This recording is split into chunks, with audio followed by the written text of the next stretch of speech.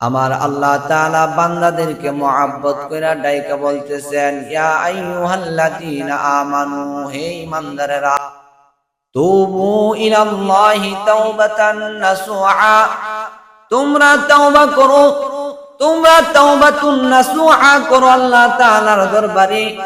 জীবনের সমস্ত গুনাহে লজ্জিত হইয়া আল্লাহ তাআলার কাছে মাফ চাও, ক্ষমা চাও। আল্লাহ তাআলার দরবারে বলো, মালিক, হায়াতের জিন্দেগীর মধ্যে এমন কোন গুনাহ নাই করি নাই আল্লাহ।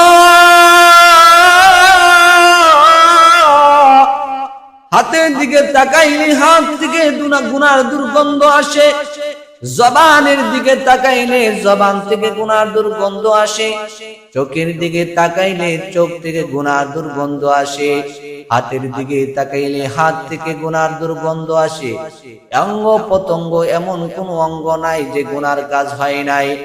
আমার ইচ্ছায় অনিচ্ছায় গোপনে প্রকাশে ইয়া আল্লাহ শিরকি বিদআতি সমস্ত গুনাহ আমি অনিচ্ছায় করে ফেলেছি। ইয়া মালিক, তোমার দরবারে দুইটা হাত বাড়াইলাম, তোমার সিজদায় নত হয়ে তোমার কুদরতি কদমে সিজদা করলাম। ওগো মালিক, বুঝে না বুঝে আল্লাহ গুনার কাজ হয়ে গেছে। আল্লাহ আপনি যদি রহমতের আশা, আল্লাহ আপনি যদি রহমত না করেন, আপনি যদি দয়া না করেন, কোথায় যাব, কার কাছে যাব মালিক?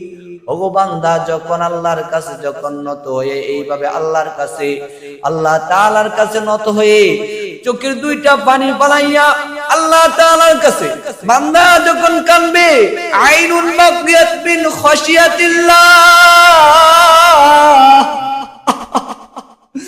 কোন বান্দা যদি এই চোখ দিয়া এক ফোঁটা পানি আল্লাহ তাআলার ভয়ে পালায়, কোন বান্দা যদি চোখ দিয়া জাহান্নামের ভয়ে যদি চোখ দিয়া পানি পালায়, কোন বান্দা যদি আল্লাহ তাআলার ভয়ে জাহান্নামের ভয়ে জান্নাতের আশায় আল্লাহ তাআলার কাছে দুইটা চোখ দিয়া পানি পালায়, আল্লাহ তাআলা বলেন হুরিমাতিন নার, তার জন্য আল্লাহ তাআলা জাহান্নামের আগুন হারাম করে দিয়েছেন।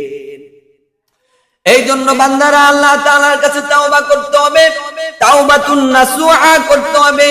এই যে সামনে একটা পবিত্র শবে বরাতের রাত, আল্লাহ তাআলা এই শবে বরাতের মধ্যে আল্লাহ তাআলা আরশে আজিম থেকে প্রথম আসমানে চলে আসেন। প্রথম আসমানে চইলা আল্লাহ তাআলা তার বান্দাদেরকে ডাকতে থাকেন, ও দুনিয়ার বান্দারা,